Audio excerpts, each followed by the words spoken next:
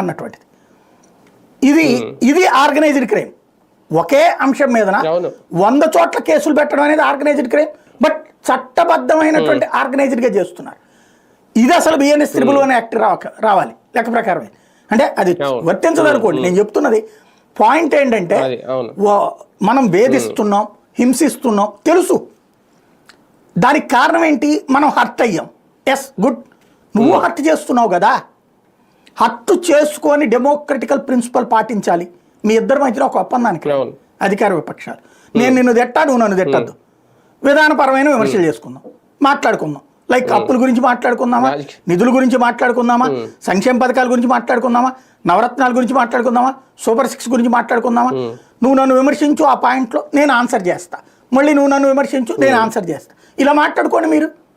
అలా అసలు మాట్లాడుకుంటే ప్రజాస్వామ్యం అసలు అద్భుతం, స్వర్ణయోగం. కానీ ఏం జరుగుతుంది? వ్యక్తి దూషణ, వ్యక్తిత్వ హననం, కుటుంబాలను లాక్కు రావడం, నోటికొచ్చినట్టు మాట్లాడడం. ఇది అన్ని పార్టీల్లో ఉండగా ఇది ఆర్గనైజ్డ్ క్రైమ్ అని ఏ కోణంలో నుంచి తీసుకురావాలి? అదే కదా. అంటే ఒకటిసారి క్రిటిసిజం అనేది లేకుండా రాజకీయం ఉండదు.